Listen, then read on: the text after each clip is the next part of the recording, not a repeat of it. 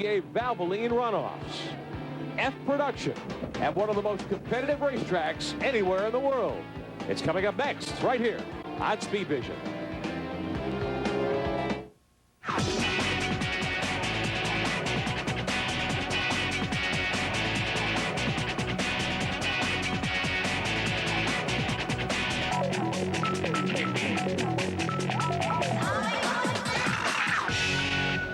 And welcome to the Mid-Ohio Sports Car Course in Lexington, Ohio. I'm Rick Benjamin with David Hobbs and Boris Said.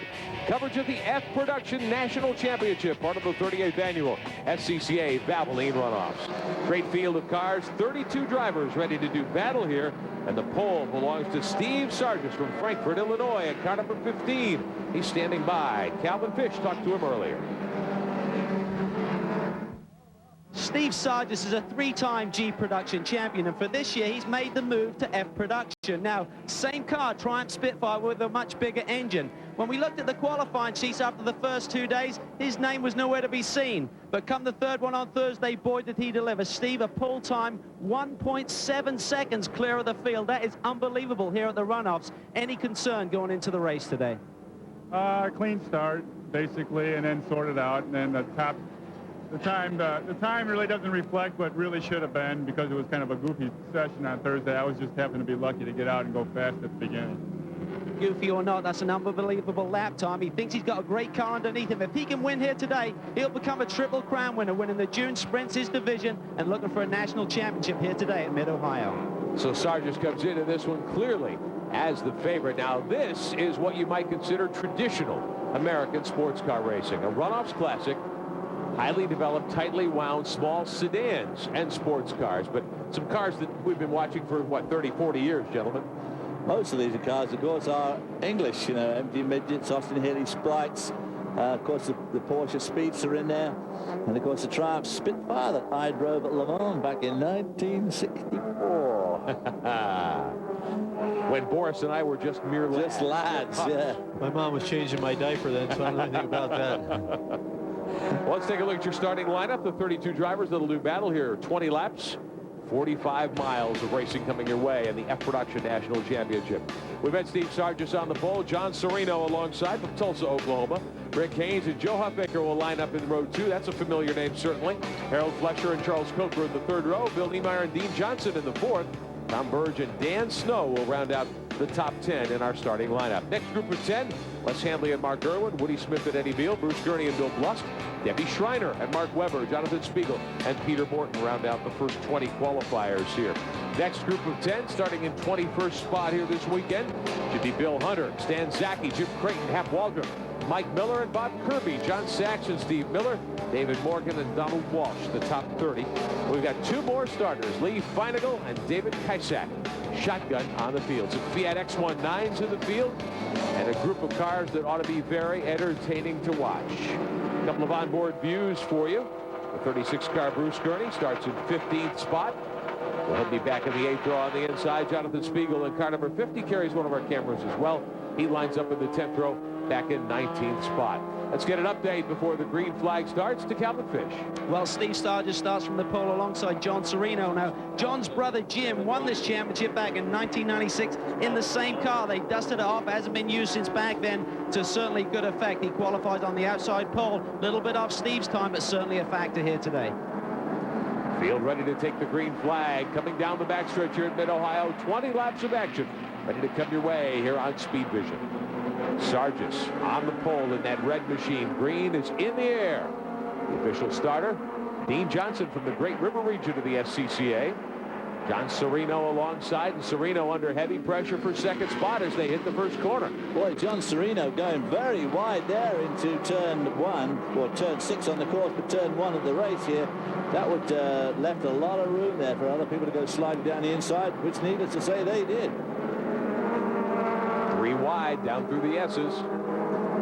Highly touted drivers in this, of course, Joe Huffaker, who qualified 4th, and Bill Niemeyer, who qualified 7th. Sports Car Magazine, the guru of SCCA racing, puts those two guys on the podium, so we'll see. Joe Huffaker, I know him from Trans Am. He built Brian Simo's championship car last year, and he's 6'5". How does he fit in one of these cars, David? Well, I don't know, but there he is in the 11 car, really coming on hot and heavy in his first lap. I saw him at dinner the other night, and he said he qualified bad, but he was going to race to the front no matter what. He's terribly tall, there's no doubt about it. And as you say, one of these little midgets, they didn't call them midgets for nothing. And he is certainly no midget. Sargis in the 15 car is the early leader. The 3 of Rick Haynes from Columbus, Ohio in second. That's Huffaker in the black 11, running in third spot. At Petaluma, California, takes a look to the inside. Cannot get by the car of Haynes. Now, Joe's smart right now. He's going to try to set him up off the keyhole and try to make a run down into the turn 6. A couple of MG midgets doing battle. Sargis in a Triumph Spitfire, although Huffaker calls his car a Huffaker midget. Extensively reworked, I'm sure, by a guy who's a very knowledgeable car builder. Joe Huffaker, 6'5", calls himself a Huffaker midget. Meantime, one of our cars carrying the onboard, Bruce Gurney, on pit road with the hood up and the hood off. Calvin Fish, what's the problem? Well, Bruce Gurney is in the pit. Sounds like the engine is misfiring. However, he's pointing to the back of the car. The crew went to go underneath the hood, and he waved them off. He said, go to the back. So I'm not sure what the problem is. It may be electrical, something like that, and maybe he knows a bit more about what the problem is, but communication is a key here. The engine is not running well. Try and get a quick word with him. Bruce, what's the problem? Looks like we broke the Watts link. Okay, they've broken a suspension piece at the back end of the car, guys. That's what's put them out. Tough break indeed from Bruce Gurney in the 36 car. All the way from Albuquerque, New Mexico to run in this show this weekend in his MG midget. And there you see the broken piece. Yeah, Watts link's pretty important. That actually holds the rear end straight in the car. So without that, you have rear steer, and basically you have no control of the car. Meantime, the 15 car, Steve Sargis with a big lead right now. Sargis easily out in front. Let's take a look back, see if we can pick up what might have happened to the 36 of Gurney. Right after the start, you can see him off the track. It looks like some rubber being knocked out from under the race car. There's something rubbing, evidently, tire rubbing on the fender. And there's the Watts link dragging. Wow. Good camera spotting there. That's why you got to watch Speed Vision. You just don't get camera work like that on any of those other old networks. Our crew is unbelievable, and we really want to thank everybody behind the scenes here. Our camera operators, our audio folks, our chief spotter Chuck Dressing is here. Everybody in the truck up front is doing an outstanding job keeping track of the action all over the racetrack. Absolutely outstanding. To pick up something like that, it's absolutely incredible. The ultimate professionals. There you go. Only on Speed Vision. Joe Huffaker in the 11 looking for second spot to the inside of Haynes, and he takes it easily. No problem at all with that inside move going into the right-hander at the end of the backstretch. Attaboy, Joe. He drove her in there. As we climb on board with Jonathan Spiegel in the 50 car. We'll be back. Some great action going on all around mid-Ohio here today. You're on board with Jonathan Spiegel in car number 50. That's a Honda Civic. Now, he started 19th. He's backpedaled a bit. We're showing him back in 21st spot right now. But just a moment ago, he was back in 24th. So Spiegel starting to work his way back toward the front, he hopes. Closing up on the 53 car. That's the red open-top car that you see directly in front of him. You can't have a Honda Civic back there in... Where did you say? What? That's ridiculous.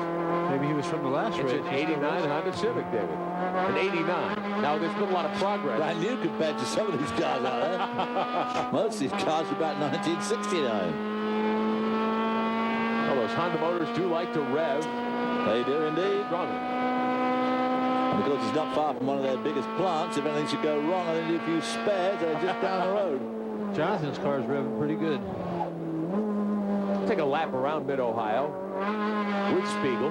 One thing you know is you see all the concrete patches in the corners. Yeah. You see the asphalt in the center. A lot of people have different opinions on where you want your car to be for the best grip. I've always tried to get my inside tires on the inside of the concrete patches. But you'll see some people that swear the concrete is better grip. Some people swear it doesn't. Does it matter? Does it depend on your tire choice or your car setup, or just your individual taste as a driver? I think it just really depends on the individual taste and maybe what brand tire you have and what car you're driving. Of course, the most tricky thing is when it's raining. This is coming up to my unfavorite corner. This little left-hander. See how the road actually slopes away there? I mean, it's a little pig, that corner, and it's so important because it leads you down to the carousel here, where you do have a bit of a half-baked chance of maybe overtaking somebody on the approach. And then the final left-hander. This is an important corner too because it gets you onto the front straightaway here, which is the second fastest part of the track. And of course, turn one just coming up is the fastest corner. And we saw David Roush in another race earlier on, just making a tremendous job of that turn one, which is a really important corner. Meantime, one of the interesting cars in competition, the 01 machine, and yes, your eyes don't deceive you. That's a 1960 Porsche Speedster. Sandy Hain, the 01 team, though, they've got to be concerned. There's some smoke showing out of that car. Well, they were concerned before the race ever started. They started in 6th position, but they expected they might be dropping backward because they had a crash on Thursday. The whole left side was wiped out. The suspension, the transmission. They had to rebuild this car out of 2 cars. And this car is actually a former E-Production champion car from back in the 80s that he bought.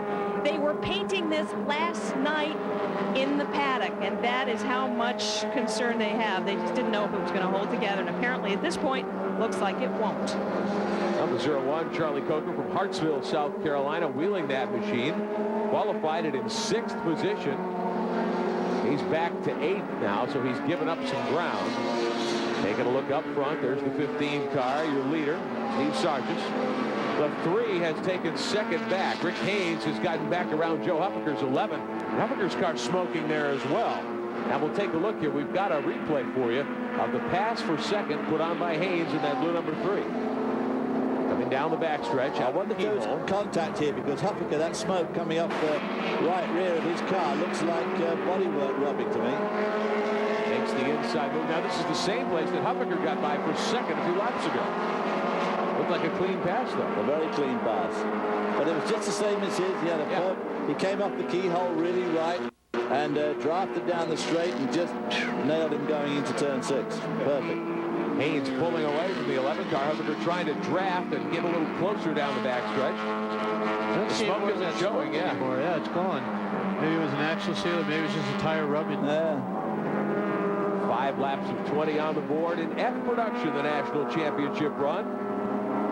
Further back, the 99 and the 51 running 4th and 5th. 51 car, Bill Niemeyer from Loveland, Ohio. 51 qualified in 7th. He's gained a couple of spots. Calvin Fish, so making some progress is Niemeyer. He really is, and we expected him to see him at the front of the grid. He's the defending champion here.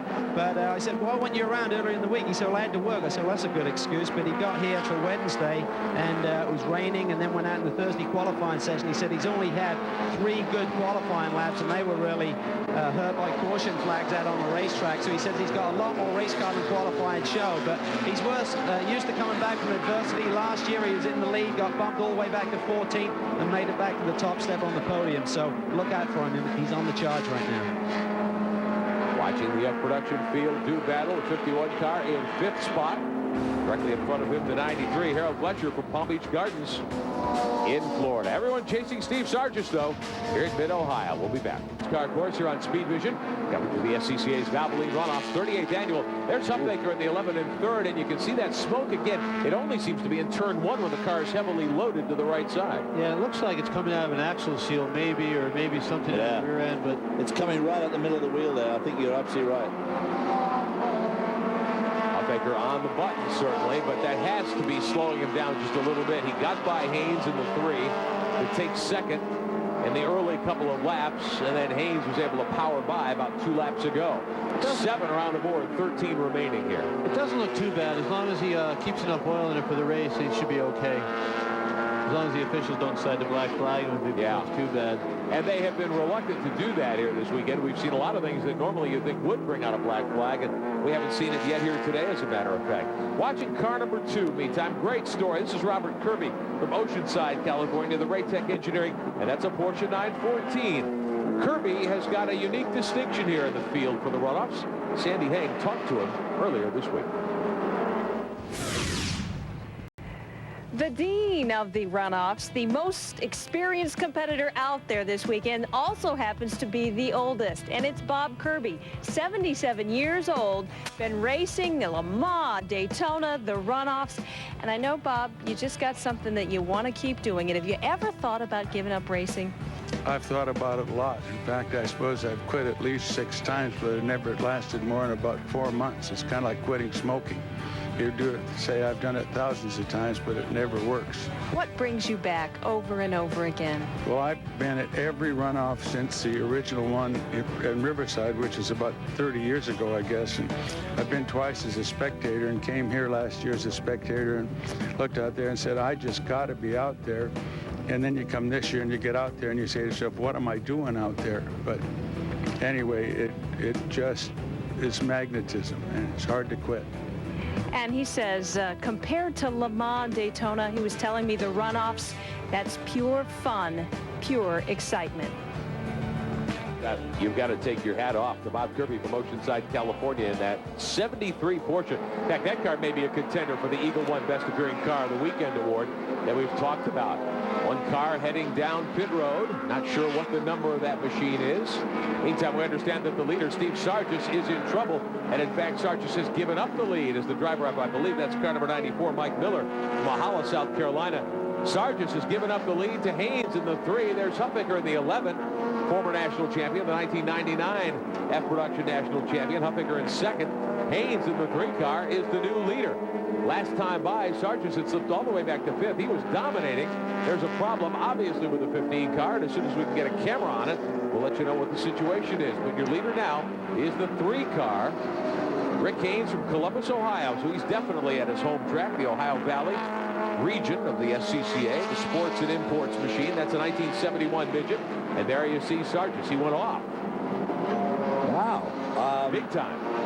Gets back on. Didn't hit anything, evidently. But you never know if that did any damage to anything underneath the race car. So here's Sargis with smoke showing from the back end of the 15 car. I should say something must have gone wrong to put him off, because he had such a clear lead that he certainly wouldn't have had any need to be driving hard enough to spin the thing out. But obviously he did. In the air. He's heading toward pit road. We'll try to get Calvin Fisher, Sandy Hang over to his pit area and find out what the situation is for Sargis. But he is out of contention here as we get close to halfway, as we have documented throughout the weekend of these Valvoline runoffs. If you have to stop in one of these races, chances are your goose is cooked. To Calvin Fish.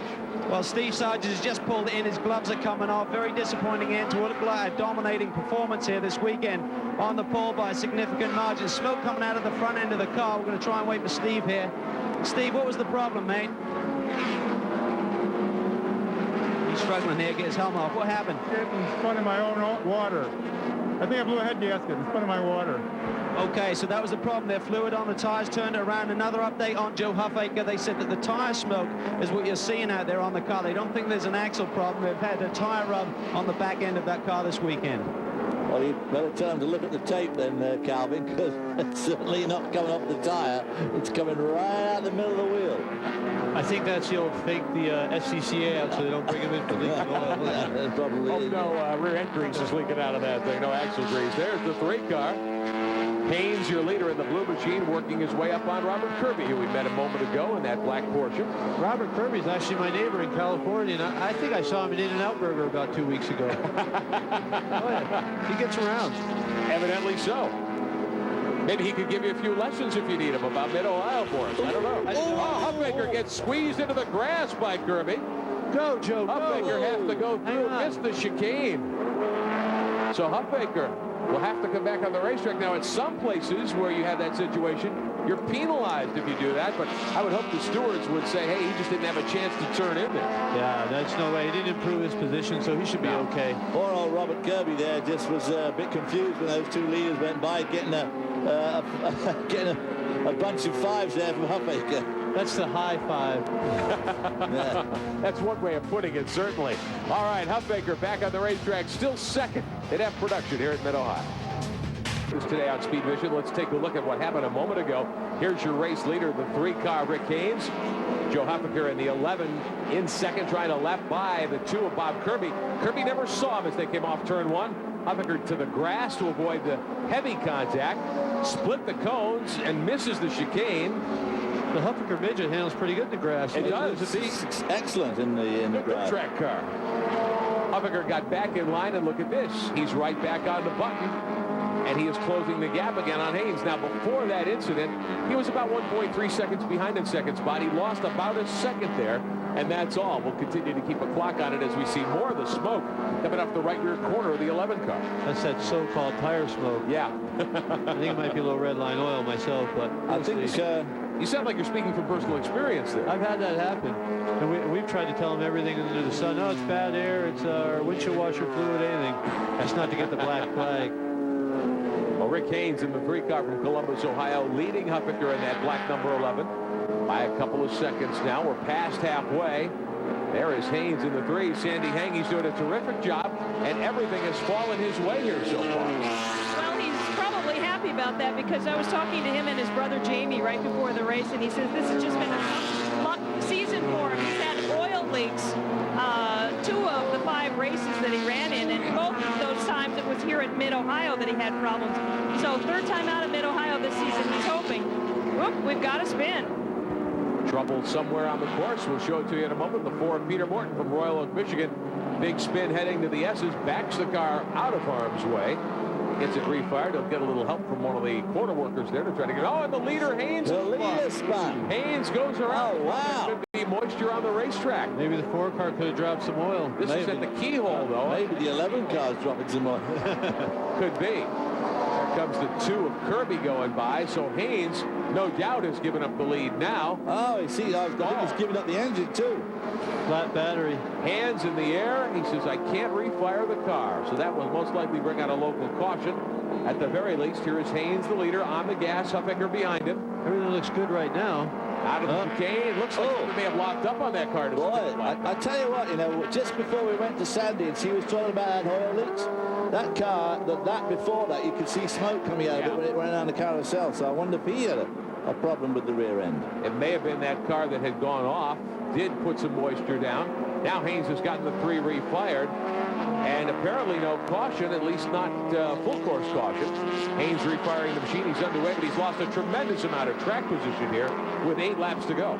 Well, if he did spin in his own oil, I mean, there's definitely having some problem. But right now, it doesn't look like there's any smoke. It looked like it locked up the rear somehow, didn't it? Looked a real sudden spin, didn't it? It was too violent just to be out of control. There's the oil flag being shown going into turn 6, the beginning of the S's. Let's see if we can take another look at the first incident right before the spin by Haynes. See if we can locate where it happened here. This is heading down toward the S's at the end of the backstretch. The 4 car. And the 4 car blew up. Oh, my gosh. Peter Morton from Royal Oak, Michigan. You see bits of engine flying up there to the top of the picture. And look at the oil on his helmet, too. Ah. So Morton into the corner here, and he had nothing that he could do. He spins the car and decides to let it roll, I believe, off the racetrack and out of harm's way. Clutches the car, no doubt. That's good thinking there. Very quick thinking there, yeah. But that would not have had anything to do, I don't think, with the 3 car spin, unless he was dropping oil before the engine let go. Yeah, but it didn't look like anyone else had a problem up the keyhole. So Morton is out of the car, helmet off. He's fine. The world-renowned signal indicating you can bring it in on the aircraft carrier, I guess.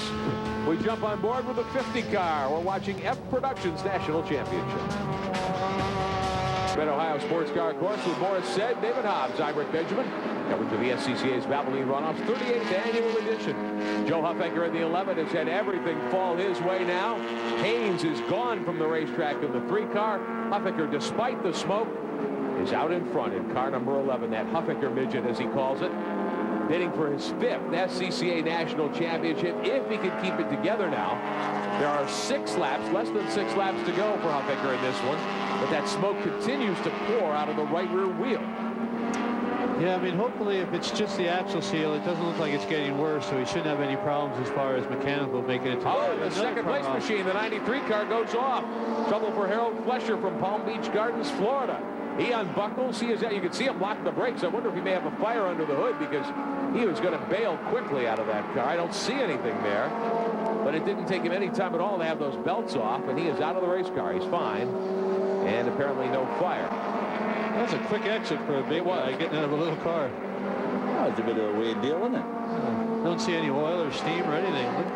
Looked like it was hot the way he got out. Sandy Hang on pit road with that team. Sandy, what are they saying? Well, there were 2 teams that crashed this week during practice and qualifying. qualifying, and Harold was one of them. He actually crashed on Monday, and he as well also lost part of the left front, the suspension, the fender. They suspected that they might not be able to hold it all together for the race. They thought it looked good, but they weren't sure at this point, and now the team just thinks it's some damage that was caused earlier in the week.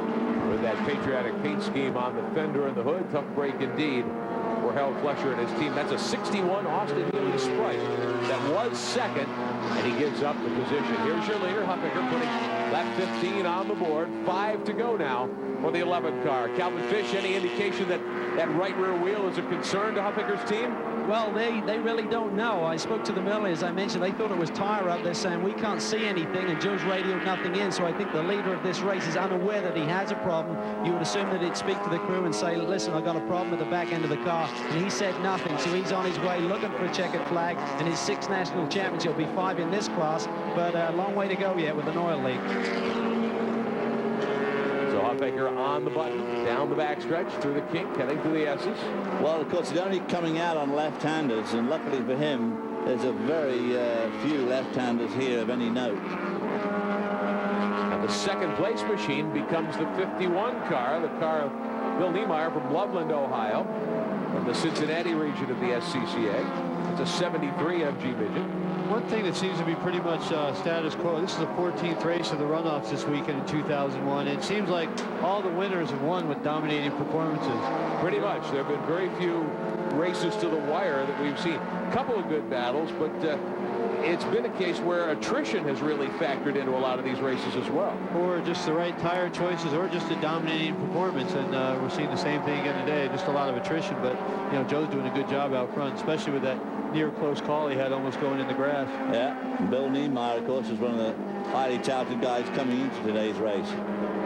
Huffaker is the leader, qualified in 4th spot, but he has had events and circumstances come his way here this afternoon. Laps are winding down. 4 to go at Mid-Ohio. To the 38th annual SCCA Valvoline Runoffs. More to come, of course, tomorrow night at 10 Eastern Time, 7 Pacific. We'll bring you the national championship run in Spec Racer Ford. Talk about a race that ought to be nip and tuck. Spec Racer Ford is always very, very close. And we expect more of the same later this weekend. Catch all the action here tomorrow night on Speed Vision. The 11th car, Joe Huffaker, leading the F Production National Championship run. He's going to put a lap on another one of the competitors. Huffaker down into the corner.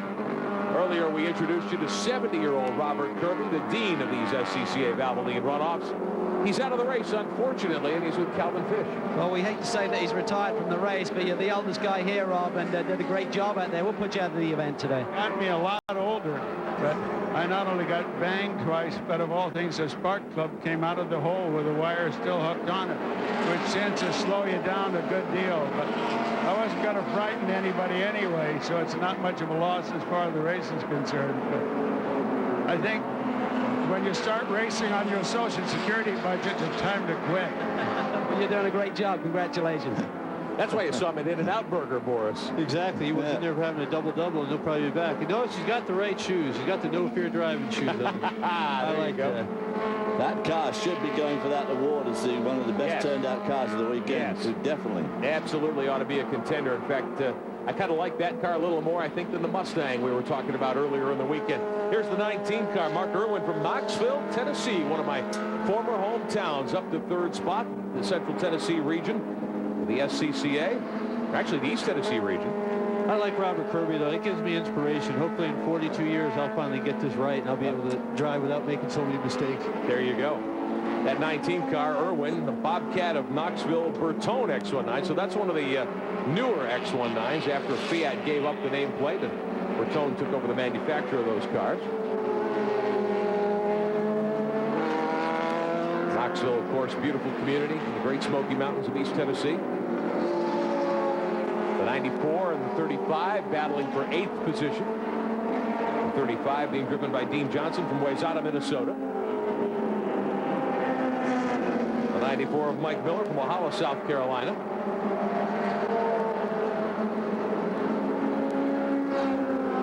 I don't know how you tell these cars apart. To me, they all look alike, these British cars. I don't get it.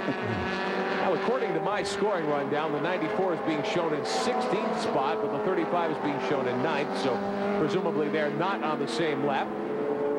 And meantime, no one is in the same time zone with this race car. Joe Huffaker in the 11, gunning for yet another national championship. A couple of laps to go. We'll be back at Mid-Ohio. And trouble. The 35 car has spun. We're back at Mid-Ohio. That's coming out of turn 1. We were taking a look at that machine a moment ago. Dean Johnson from Wayzata, Minnesota, has spun at the end of the front stretch. Huffaker, meantime, with an 11-second lead. 2 laps to go. The car immediately behind him, down on the same lap. The 51 running second. Bill Niemeyer's white machine. Smoking Joe Huffaker. Yeah, really. A little bit of damage there, too. You can see from that contact with Robert Kirby, the passenger side door panel. Well, that was one of those things that could have been pretty nasty, really, because they were going fast there. And he got pushed onto the grass and luckily had that runoff area into where the chicane is. And there's been a lot of rain this week, so I don't think that grass has dried out yet. No, it's pretty slippery. Pretty slick, the whole stuff. And he's probably going over 100 miles an hour when he went into the grass. As we watch Huffaker head toward the S's, a couple of laps, less than 2 to go. See if we can figure out. A moment ago, we got a glimpse of the 35. Dean Johnson's machine spinning. Take a look at a replay as the cars funnel down the front straightaway toward turn 1. The 94 signaling, go to the inside. 79 and the 76 get by. And there was contact. That's called the point bomb. He pointed them by and they hit each other. And then bombed them. So contact in turn 1. And Smoking Joe, looks like his car's smoking less now. It's probably meaning he's running out of oil in the rear end. Yeah, right. Probably just enough to make one last lap here. That's all he's got left at Mid-Ohio. Yeah. Well, let's correct something we said earlier. Huffaker going for his 6th national championship. Won a title a year ago. He'd won F production several times and then won a 2000 title in another category before coming here. Now, I'd say if there was 10 more laps in the race, he'd be in trouble with maybe seizing up the rear end. Yeah, I'd say so. But luckily for him, it's fine as long as it's not turning left. So Huffaker all by himself down the backstretch. So this is 6 titles for Smoking Joe. He's a humble guy. He never says any of this when he's building Trans Am cars and working at the track. Well, you've got something to needle him about when you go back to work with your Trans Am team in a few days. I am going to needle him. We're trying to get him to build our engines next year in our Trans Am team, and he builds a great engine, so hopefully we'll get those motors next year. Huffaker all alone out in front in that midget. The 51 car running in 2nd spot, the machine of Bill Niemeyer. And the 19, Mark Irwin from Knoxville, Tennessee, perhaps on his way to a podium here at the Runoffs. Watching Huffaker his final tour around this 2.28 mile layout. I want to see how he gets his 6'5" body out of that Huffaker midget. Well, maybe that's why it's called the Huffaker midget. Maybe he's moved the footbox way up. He's probably moved the footbox a long way forward, yeah. I never even looked close at these cars, so I figure there's no way I could fit in one of these things. I'm going to have to go drive. Get Joe to build you one. Yeah, I'll just try his. There you go. Final quarter, checkered flag is in the air, and Joe Huffaker wins his 6th Smoking SCCA Joe national championship to the applause of his crew. That's his wife looking on. She's always there up by his side. Here comes Irwin in the 19 car trying to hang on to 3rd. Almost a lap behind, more than half a lap certainly. The 21 battling for the position. That's Daniel Snow. And we're showing a change for 2nd spot according to timing and scoring. The 79, Woody Smith from Louisville, Kentucky, according to the scoring monitor, has worked his way into 2nd. Now, we've never seen that 79 car here today. He snuck up like a stealth bomber. We have been showing the 51 in 2nd spot all along, but now it appears that the 51 is going to checker in 3rd, and Irwin, the 71 car, not in contention. That Opel GT, believe it or not one of the front-running cars. The car immediately behind him, though, is the one we were interested in, the 19 of Mark Irwin, who had 3rd, and Huffaker, no doubt about the fact that he is the winner, but we're showing that the 79 car of Woody Smith has finished in 2nd spot, and then that would put the 51, Bill Niemeyer, down in 3rd. So we'll check it all out for you. We'll get an official ruling, and when we come back here at Mid-Ohio, we'll talk to the drivers that have earned medals in F production in the SCCA's Valvoline Runoffs. Sports car course in Lexington, Ohio.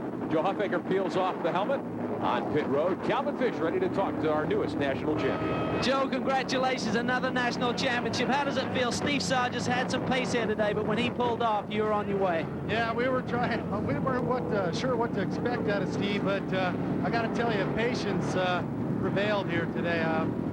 There's a few times that Mr. Haynes and I could have gotten together, but you know what? It's a long race, and this proves it.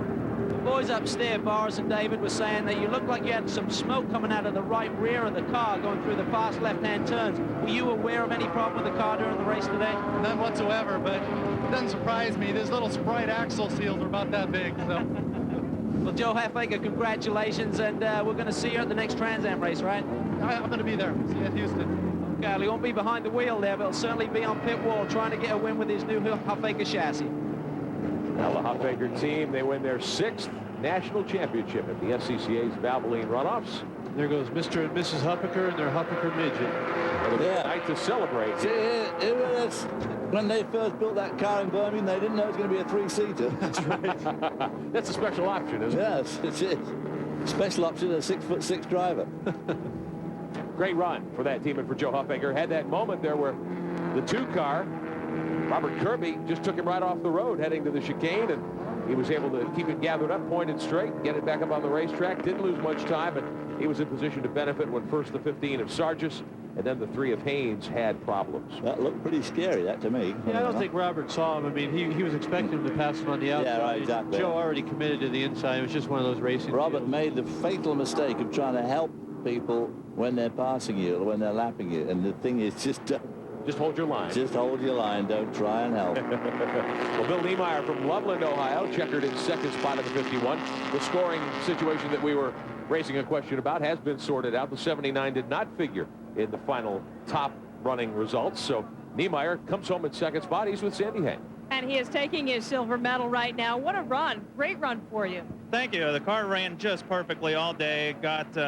Just didn't have as much engine as those other guys did. I saw Joey's. Now, you've been complaining about that all season, lack of horsepower, but you still finished 2nd. Yeah, thanks to a little bit unreliability on the other guy's case, and just trying to drive steady, and worked out great. Couldn't be happier. Finishing 2nd to Joe Huffaker. Can't complain too bad about that. So car, like I say, car was perfect. Hoosier tires, unbelievable. Car was like it was on rails. Just couldn't be happier. 2 podiums in a row, and great drive. Pretty warm out there, I gotta say. Track was a little bit warmer than we expected, so might have been a little bit better off if we planned for that a little bit more. Well, compare that to your run last year. You spun out on the last lap, and then you're able to work so many positions up. Is it as sweet as last year? Not as sweet as last year. Nothing could be as sweet as last year. That national championship, you can't beat that. That is unbelievable. I've never been this year. That hasn't worn off all year, and being a podium at all at this event is to me just phenomenal. I'm just thrilled to have it. And thanks to my crew, my kids, my wife, my parents who've been SCCA racing since '59, and just a ton of fun and great competitors. Good drive. Everybody was clean. I didn't see anybody get together. It was fun racing with everybody. Hey, thanks, Bill. That's Bill Niemeyer, your 2nd place finisher. He had 2 victories this season, and he's happy to take a 2nd place here at the Runoffs. Niemeyer with a good, strong, smooth run as Joe Huffaker and his wife take the checkered flag around the racetrack, just about completing their honorary victory lap here at Mid-Ohio. We've got more to talk about. We'll be back with plenty more of our coverage of the SCCA's Valvoline Runoffs right after this. Exclusive coverage of the Valvoline Runoffs is presented by Valvoline. You can always tell the guys who use Valvoline. Back at Mid-Ohio Sports Car Course, your 3rd place finisher, Calvin Fish. A proud day for all of us who are Tennessee volunteers at heart. Okay, well, he's jumping out here. Mark Irwin, a great run in this XY9 all the way up to 3rd. You've had 2 5th-place finishes here at the Runoffs. This has to be sweet. This is perfect. Don't get no better. That's for sure. My wife believed in me, and I'm here. And thanks to her. Tell us about the move that got you into 3rd place. I believe you got around a car identical to your own. He just got a little loose. The Hoosiers was perfect. They gave me the win. How were the track conditions out there? I mean, we saw a lot of guys going out with some attrition, mainly mechanical, but how were the track conditions? A little greasy, but basically good. Okay, well, that's a great job today, and we'll get over to Sandy with our 4th place finisher. Calvin, tremendous run for you. It looked like you were picking them off one by one. Well, the car was loose from the very start. There was nothing I could do. It's with the weather this week, we had no testing. I had to head off this car just 2 hours ago, repairing some things, and just no test time, rain, and black flag on a Thursday qualifying. I couldn't set up the car, so I had a loose car the whole time. I could full mark 6/8 car lengths down the back straightaway, but I just couldn't hold them off in the corners. Couldn't do it. You held on to it well enough, at least for a 4th place finish that stands. So let's move to the 5th place finisher. Just a second, sir. I want to show them. Look at the body damage. We were talking about them repainting the car. Last night, Charles Coker in the paddock. You were getting volunteer fans who were helping you with your car last night. You held it together for a 5th place finish. Well, thank you. We had a lot of fun. We had a lot of help, too. We had a local fella, Jurgen, help us paint the car last night. And then Myron Burness from Akron loaned us a gearbox. So we had a lot of fun at 5th place finish, but good race. It was a lot of fun. A lot of fun out there, and a lot of thanks to the local people, too. Oh, excellent. Great support. Mid-Ohio's a super facility. We really enjoyed ourselves. Okay, that is Charles Coker, who is your 5th place finisher. And this is, you know, this is what it's all about here at the Runoffs. Teams coming together, actually fans coming together, seeing him in the paddock last night and helping him get his car ready for today. That's some artful body work to get that car ready to race today. The rivets certainly do look more high-tech than the usual racer's tape. Yeah, very true. Well, the Valvoline Runoffs continuing this weekend. We hope you're enjoying our exclusive coverage here on Speed Vision. Let's take a look at the final top 10 in F production. Joe Huffaker, the winner. Niemeyer, Irwin, Snow, and Coker. We've talked to them all.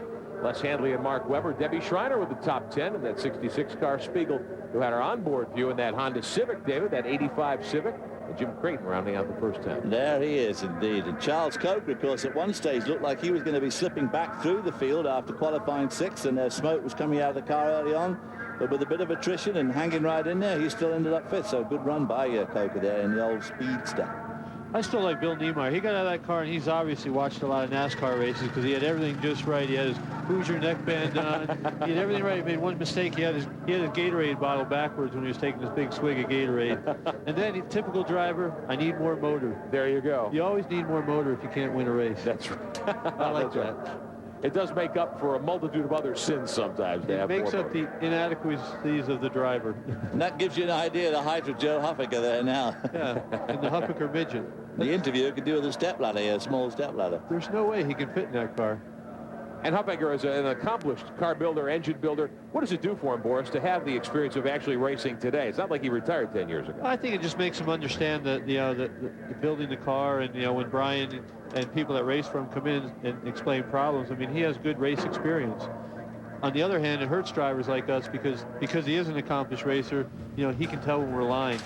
So, yeah, exactly. When you come and say pushing, he says, no, it's not, Boris. You're not pushing hard enough. Yeah, you're driving like a turd. Now get out there and do a better job, or I'll get in there and drive myself.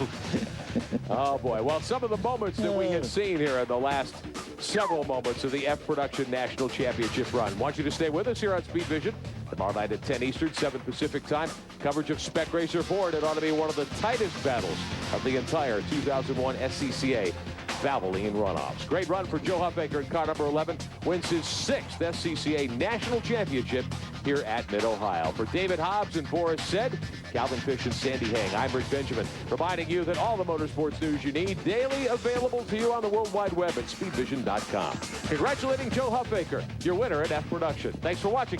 We'll see you next time.